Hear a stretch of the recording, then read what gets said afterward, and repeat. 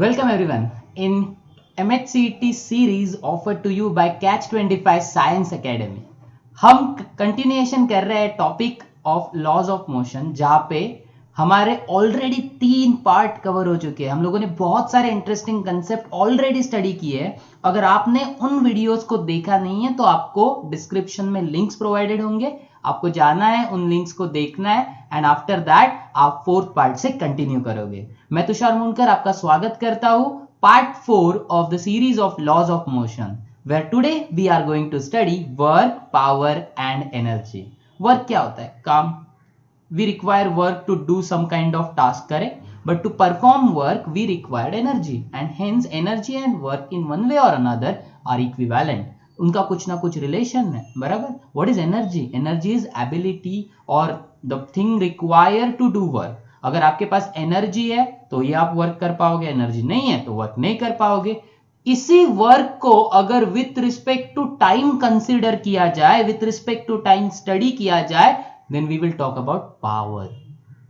Power का unit क्या होता है? Watt, that is joule per second. Work का यूनिट जूल, एनर्जी का unit joule, because as I said work and energy are equivalent to each other. Let us now try to solve numericals that are based on this particular topic. Okay, पहला question. A force F 6I plus 2J minus 3K acts on a particle and produces displacement S जो given है. What is the value of X if the work done is 0? तो पहला data हमें क्या provide किया है? They are saying that the work done is 0. The force provided is given as 6I plus 2J minus 3K. And what else they have given? Displacement is 2I minus 3J plus xk. As you can see over here, force and displacement both are in terms of vector quantities. And अगर मैं work done का formula देखूंगा in terms of vector quantity, work done is actually dot product between force and displacement. तो मुझे इन दोनों का dot product करना है। अभी डॉट प्रोडक्ट का एक प्रॉपर्टी है, ओके, क्या प्रॉपर्टी है? अगर मुझे वेक्टर्स आई जे के टर्म्स में दिए जाए and if I want to find out dot product between them, then I have to multiply their I का कोएफिशिएंट टुगेदर, लाइक 6 2 हो जाएगा। Then I have to add their multiplication of J का component which will be 2 into -3 and then I will multiply K component that is -3 into x. But जैसे कि आप देख रहे हो कि वर्क डन का वैल्यू हमें क्या दिया है? 0. So I am going to equate it to the 0. So my left hand side becomes 0. 6 2s are 12, 2 into -3 -6 हो जाएगा यहाँ पे, तो लिखा। Then this will be -3x. -3x left side जाके +3x हो जाएगा. 12 - 6 is 6. And as it is evident just by looking at it, we can say that x will be 6/3, which is nothing but 2. तो इस question का correct answer क्या हुआ? Correct answer हुआ 2. तो मैंने जो गिवन डेटा था वर्क डन इक्वल्स टू 0, उसी को यूज करके डॉट प्रोडक्ट का प्रॉपर्टी को यूज करके फाइनल आंसर निकाल दिया. Next question.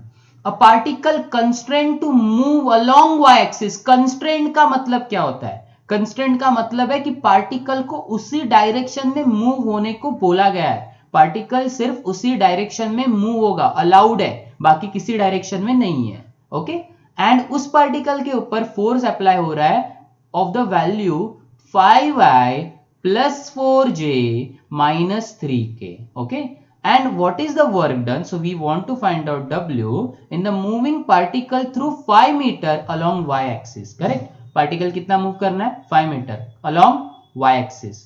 तो दैट मीन्स पार्टिकल का जो डिस्प्लेसमेंट हो रहा है वो हो रहा है 5, बट ये तो मैग्नीट्यूड हुआ. And what about direction? y axis. To indicate the direction we can take help of unit vector. In our case it will be j. तो ये हो जाएगा 5j क्योंकि y एक्सिस की बात हो रही है.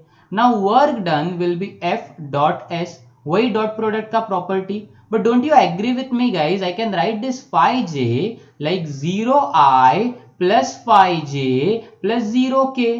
ऐसा क्यों? क्योंकि कैलकुलेशन करना फिर इजी हो जाएगा. क्योंकि देखो ना, रूल क्या बोला था? i के टर्म्स मल्टीप्लाई हो जाएंगे तो 5 into 0 हो जाएगा, फिर हो जाएगा 4 into 5 दैट विल बी 20, है ना, प्लस 3 दैट इज -3 into 0 से कुछ फर्क नहीं पड़ेगा, into 0 है. So the correct answer will B 20 joules. as easy as that. तो ये जो वर्क पावर एनर्जी है उसमें एक टाइप के क्वेश्चन बहुत पूछते हैं, जैसे कि ये हम लोगों ने डॉट प्रोडक्ट किया ना, वैसे टाइप के।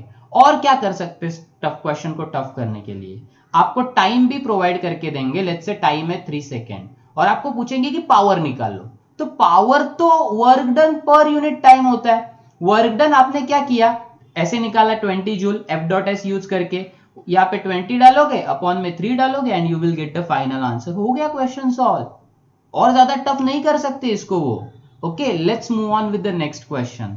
अ पोजीशन डिपेंडेंट फोर्स, इस पर्टिकुलर फोर्स को बोलते हैं variable force, because this particular force actually depends on the value of X. As the value of X changes, value of force changes. Acts on a small body of mass 2 kg, तो आपको मास provided किया गया है 2 kg बोला है, and displaces it from, तो ये x के 2 वैल्यू दिए गए हैं हम लोगों को, ये होते हैं लिमिट। क्या होता है, मतलब 0 अपना स्टार्टिंग पॉइंट हुआ, 5 हुआ ending point. They want us to find out work done. How can we do that? Simple सा कंसेप्ट है गाइस, जब भी वेरिएबल फोर्स होता है, in that particular case we can not use the formula force into displacement. Instead, we have to use the formula of integration, क्योंकि ये dependent force है, f dx, where limit will be from x1 to x2. Okay, let us try to modify this particular equation. x1 का value, that is our lower limit और starting point is 0. याद रखना x1 हमेशा starting point होना चाहिए, उसका value भले ही ज्यादा हुआ फिर भी वो। For example, अगर आपको यहाँ पे x इक्वल्स टू 5 से लेके x इक्वल्स टू 0 बोला जाता, इवन दो 5 बड़ा वैल्यू है, तो आपको लगेगा कि ये अपर लिमिट होगा, नहीं, हमेशा जहां से स्टार्ट हुआ है that should be your lower limit. तो यहाँ पे स्टार्ट कहां से हुआ, स्टार्ट हुआ 0 से, तो lower limit will be 0। Let us try to ignore this particular thing. तो मैंने यहाँ पे 0 लिखा, x2 के जगह लिखा 5, f का वैल्यू मैंने पुट करूंगा अभी 7 - 2x + 3x² इंटू dx बराबर। अभी अगर मैं इंटीग्रेशन करूंगा तो 7 का इंटीग्रेशन होता है 7x, 2x का इंटीग्रेशन होता है 2x²/2, 2 कैंसल, 3x² का इंटीग्रेशन 3 बाहर आएगा, x² का integration x³/3।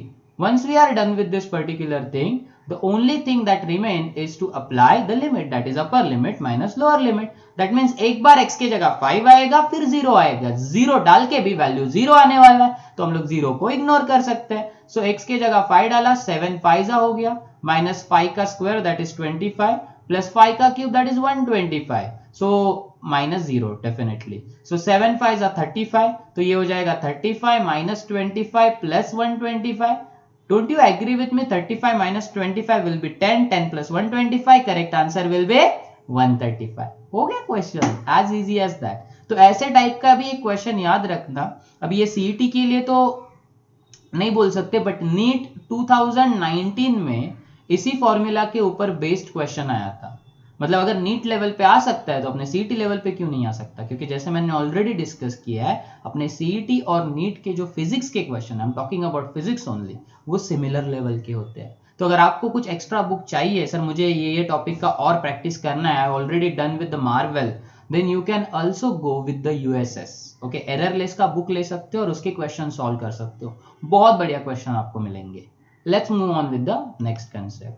A meter scale of mass 200 gram is lying on the horizontal table.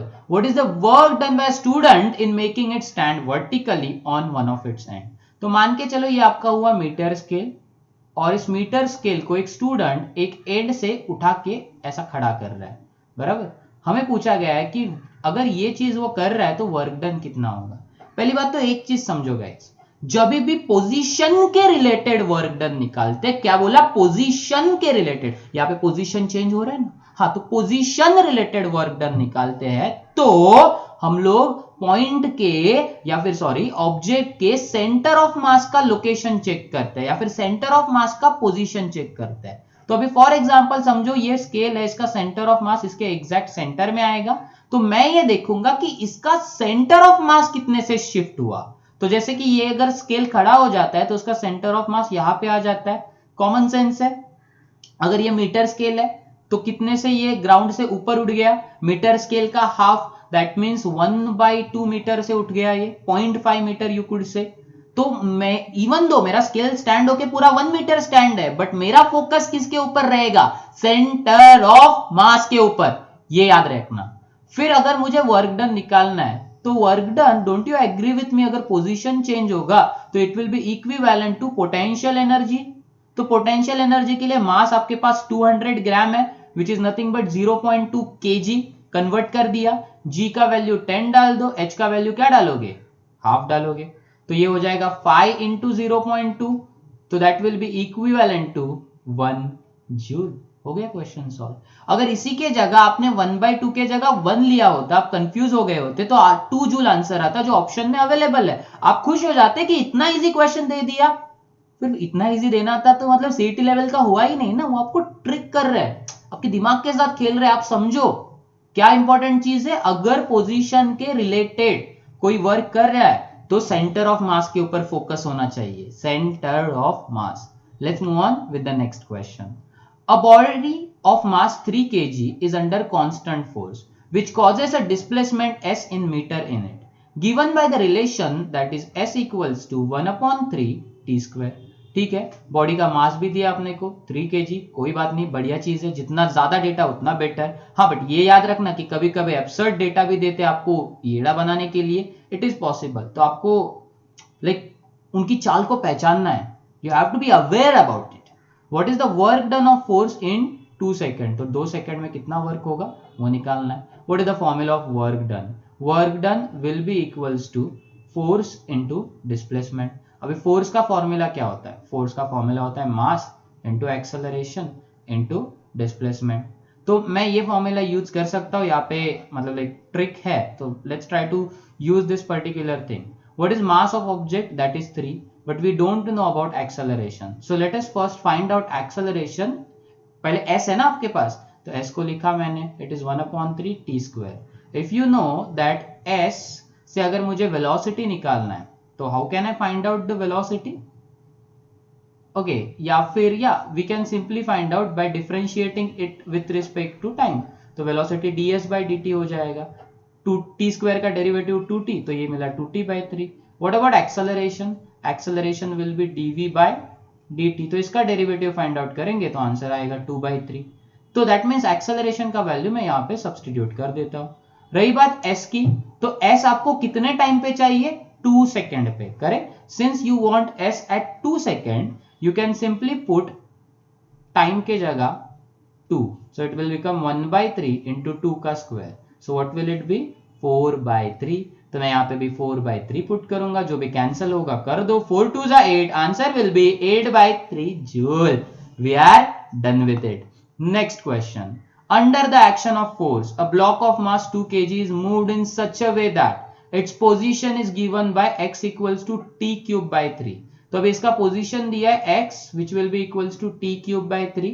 What is the work done? तो मुझे w फाइंड आउट करना है, correct. In the first 2 seconds, तो time will be equals to 2 seconds and mass is given as 2 kg। मैं ना guys इस particular question को solve करने के लिए आपको वर्क एनर्जी प्रिंसिपल बताता हूं, मतलब वर्क एनर्जी प्रिंसिपल की मदद से इसको सॉल्व करते हैं। What is work energy principle? Net work done in the system is equivalent to change in kinetic energy of the system. तो अगर आपके पास वेलोसिटीज अवेलेबल है, यहाँ पे नहीं है बट हम लोग निकाल लेंगे, अगर आपके पास वेलोसिटीज अवेलेबल है तो ये वाला मेथड बहुत इजी पड़ता है compare to the previous method. Okay, but वो भी आपको जानना जरूरी था, ये भी जानना जरूरी है, तो दोनों सिखा रहा हूं मैं। What is work energy principle dears? Net work done on the system is equivalent to change in kinetic energy. तो अभी देखो नेट वर्क डन तो मुझे निकालना है, चेंज इन काइनेटिक एनर्जी बोले तो half mv² minus half mu², that is final kinetic energy minus initial. अभी u का वैल्यू तो 0 है क्योंकि ऑब्जेक्ट रेस्ट पे था इनिशियली, तो आपके पास सिर्फ बचा क्या? Half mv²। कितना इजी फॉर्मूला हो गया, देखो ना। अभी m का वैल्यू भी आपको पता है, तो आप लिखोगे हाफ इंटू m का वैल्यू 2 इंटू v² का वैल्यू पता नहीं है, तो आपने इसको होल्ड पे रखा, 2 2 कैंसिल, आपको v² निकाल, मतलब v निकालोगे तो ही फाइनल आंसर आएगा। अभी v कैसे निकालोगे? तो x आपके पास ऑलरेडी अवेलेबल था t³/3। Let us find out v by taking derivative of this particular term। So dx by dt कर दिया हम लोगों ने, ये 3t स्क्वायर हो गया अपॉन 3 हो गया, t स्क्वायर आ गया, मतलब बेसिकली t स्क्वायर हो गया। t स्क्वायर टाइम कितना दिया है 2, तो 2 का स्क्वायर हो जाएगा, तो आंसर क्या आएगा 4। That means dears velocity will be 4 meter per second. Resubstitute करो तो नेट वर्क डन कितना हो जाएगा, वो हो जाएगा 4 का square which is 16 joule, and that is option number C. Let's move on with the next question. Two bodies of mass m and 4m are moving with equal kinetic energy। तो उनका kinetic energy क्या है, kinetic energy constant है। The ratio of their linear momentum, मतलब मुझे p1 by p2 का answer निकालना है। ओके, कैसे निकाल पाओगे, ध्यान से सुनो। काइनेटिक एनर्जी का एक बहुत इंपॉर्टेंट की फॉर्मूला है, बिल्कुल भी इस फॉर्मूला को मत भूलो। दिस इज फाउंड आउट और this formula is written like this, kinetic energy is p square upon 2m। मैंने अपने पिछले वीडियोस में भी ये एक्सप्लेन किया है कि ये फॉर्मूला जो है इस टॉपिक के नहीं, उसके पहले, कि ये बहुत इंपॉर्टेंट फॉर्मूला है, k equals to p square upon 2m। तो अभी अगर समझो मैं 2m को वो साइड शिफ्ट कर दो, so what will I get, I will get p square equals to 2mk। You already know that 2 is a number and that is why it is constant. m is the mass of object, वो change हो रहा है, उन्होंने ही बोला ना, पहले मास m था, बाद में 4m था, but kinetic energy is constant. So 2 is constant, k is constant. I can convert them into proportionality. I get p square directly proportional to m. To remove proportionality, अच्छा वो constant विंस्टेंट जाने दो, पहले क्या करते हैं, अभी मुझे मोमेंटा का रेशियो चाहिए, तो मैं इसको ऐसे भी लिख सकता हूँ, p is directly proportional to square root of m या फिर m raised to half। अभी आता है नेक्स्ट स्टेप, अगर मैं प्रोपोर्शनल देख रहा हूँ, डायरेक्टली प्रोपोर्शनल है, तो 1/2 का 1/2 होगा, तो p1 by p2 होगा under root of m1 by m2। अभी देखो m1 का वैल्यू क्या बोला है m, m2 का वैल्यू 4m, mm कैंसिल करो, अंडर रूट ऑफ 1/4, 1/4 का आंसर होगा 1/2। So correct answer will B option D. You won't believe this, but ऐसा ही एग्जैक्ट सेम क्वेश्चन आया था CET 2020 में। शॉक हो गए? Is it solvable within 1 minute? अरे आराम से, यहां पे तो मैं आपको सिखाने के लिए स्लो स्लो सॉल्व किया। अरे मेरे दिमाग में सेट होता है कि kinetic energy p square by 2m, 2m इधर गया, p square is directly proportional to m square root. मैं डायरेक्टली यहां से लिखना चालू करूंगा, यहां से। ये बाकी के ऊपर के स्टेप दिमाग में चल रहे हैं मेरे, आपके भी चलेंगे। आप और मल्टीपल सम सॉल्व करो, ये फॉर्मूला के बेस डेफिनेटली चलेगा। मजा है मजा, 1 मार्क आपको मिल गया। 2020 की बात हो रही है गाइस, 2020 की, मजाक नहीं कर रहा हूं, रिसेंट एकदम। Next, a block of mass m, ये थोड़ा सा ट्रिकी लेवल का क्वेश्चन है, ध्यान से सुनने की कोशिश करो।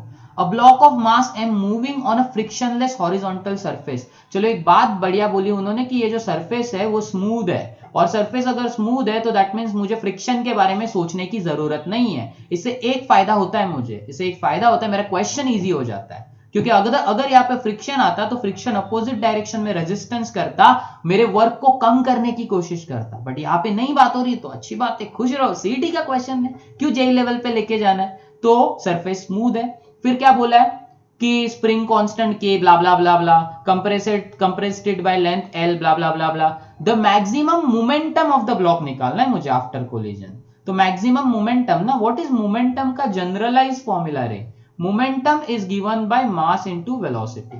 अभी सीन क्या है गाइस, मास तो आपको पता है स्प्रिंग का, नहीं ब्लॉक का, sorry I am so sorry, block का मास कैपिटल M में दिया है, तो हमको इसको उड़ाना पड़ेगा,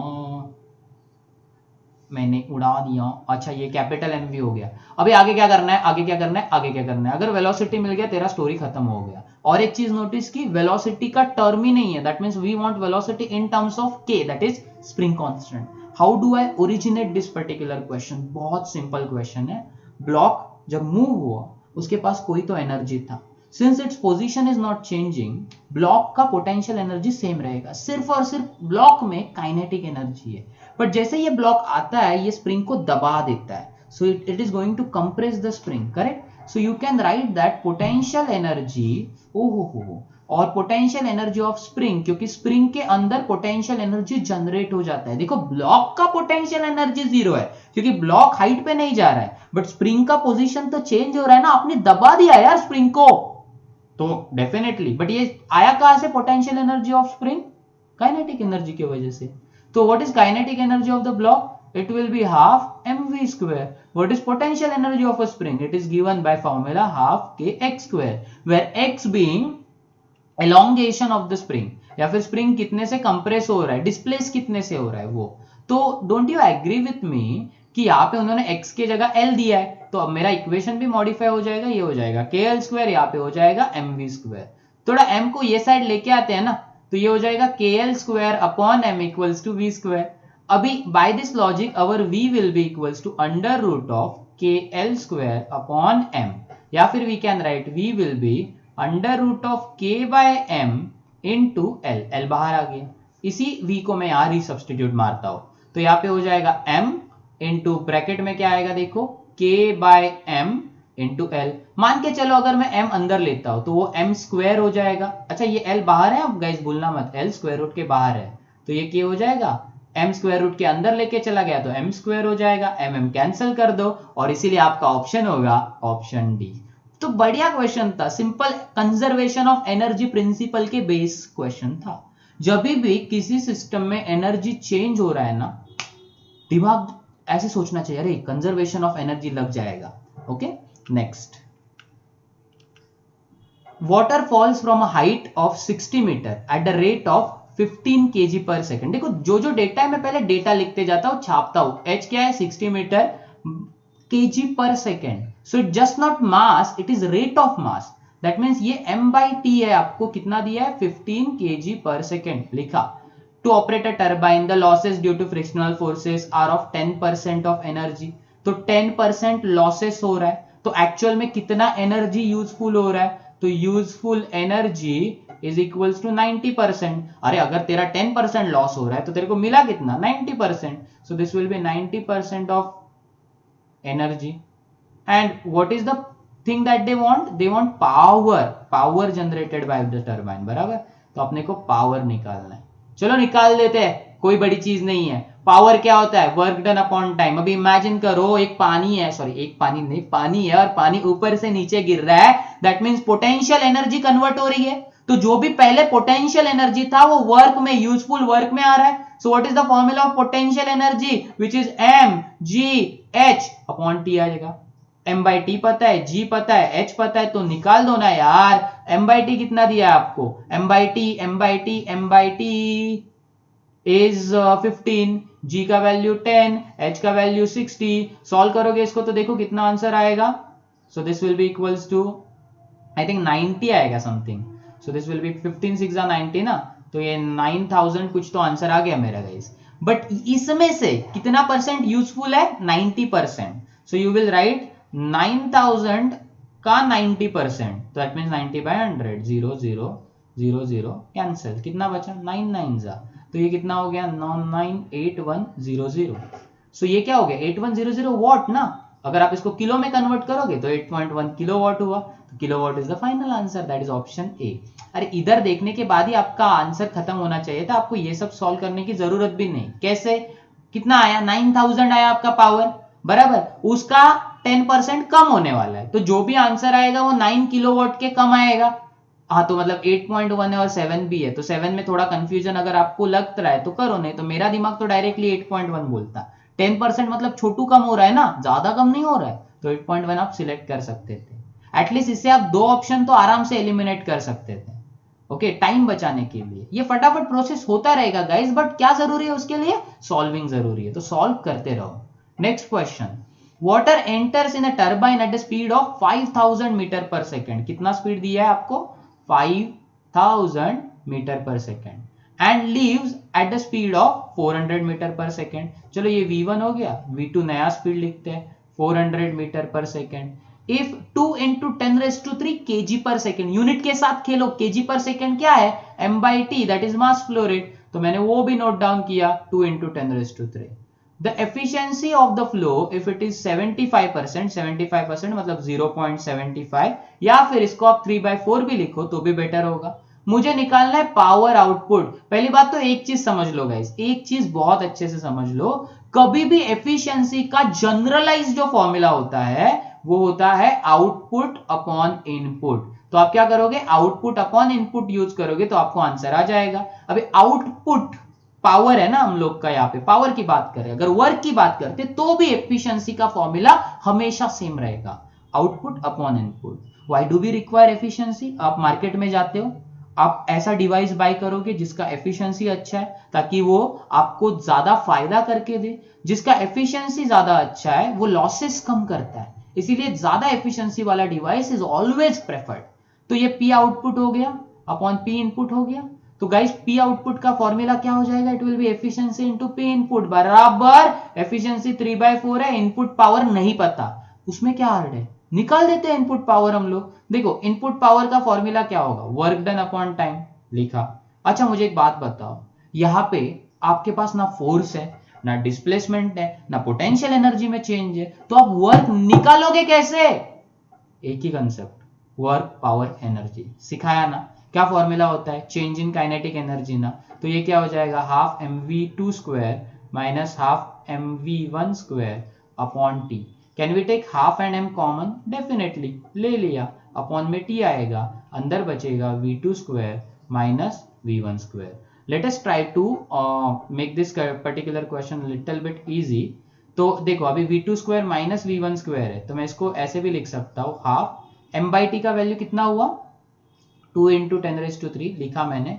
ये देखो ये a square minus b square के फॉर्मेट में हुआ, so I can write it as a plus b into a minus b। So this will become 5000 plus 400, okay 5000 नहीं है 500 है, I am sorry. So 500 plus 400 into 500 minus 400, इसको solve करो तो ये हो जाएगा 2 2 कैंसल, 10⁻³ हो जाएगा, into 500 plus 400 900, 900 minus 100, sorry 900 into 100, so this will become 9 into 10⁻7 हो गया।